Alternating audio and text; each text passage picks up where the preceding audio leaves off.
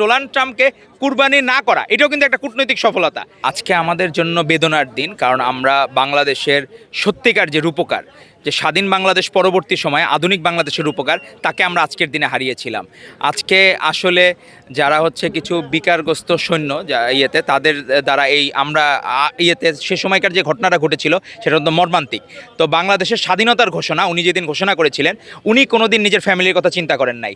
উনি জানতেন যে কোর্ট মার্শাল হলে তার হয়তো ফাঁসির আসামি হওয়া লাগতো, কিন্তু উনি সেটা তোয়াক্কা না করেই উনি বাংলাদেশের স্বাধীনতা ঘোষণা করেছিলেন। এবং এরকম একজন মেজর হয়ে যে দেশের যে হাল ধরা যায় এবং দেশকে যে প্রপার ওয়েতে মানে চালনা করা যায়, এটা দেখিয়েছিলেন শহীদ রাষ্ট্রপতি জিয়াউর রহমান বীরুত্তম।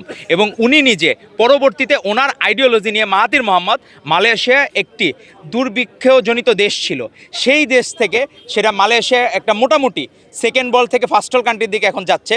তো সেই মালয়েশিয়া কিন্তু সব থিম নিয়েছিল বা সব পরিকল্পনা নিয়েছিল শহীদ রাষ্ট্রপতি জিয়াউর রহমান বীরুত্তম। এখন হজের সিজন, সেখানে জিয়া সাজারা, যে জিয়া ট্রি গাছ হয়, জিয়া ট্রি, সেটিও কিন্তু জিয়াউর রহমান উপহার দিয়েছিলেন এবং একটি কূটনৈতিক সফলতা। আপনি দেখেন এবারও কিন্তু একটা কূটনৈতিক সফলতা হচ্ছে যে এই যে ডোনাল্ড ট্রাম্পের যে এই জায়গাটায় যে ডোনাল্ড ট্রাম্পের নামের যে অ্যালবিনো জাতের, যে এটা কিন্তু একটা বিরল প্রজাতি অ্যালবিনো জাতের মহিষ। এটা হলো আসলে অ্যালবিনোজিম একটা রোগ আছে, সেখানে মেলাটোনিনের পরিমাণ কম থাকার কারণে এটা কালারটা এরকম গোলাপি সুন্দর হয়। তো সেই জায়গায় ডোনাল্ড ট্রাম্পকে কুরবানি না করা এটাও কিন্তু একটা কূটনৈতিক সফলতা। সেই জায়গায় হচ্ছে কি, যেহেতু ডোনাল্ড ট্রাম্পের এটা দৃষ্টিগোচর হয়েছে এবং ইন্টারন্যাশনাল মিডিয়ারও মন জয় করেছে, তো বাংলাদেশও বুদ্ধিমত্তার সাথে আমাদের মাননীয় প্রধানমন্ত্রী জনাব তারেক রহমানের নেতৃত্বে কূটনৈতিকভাবে সফল হচ্ছে।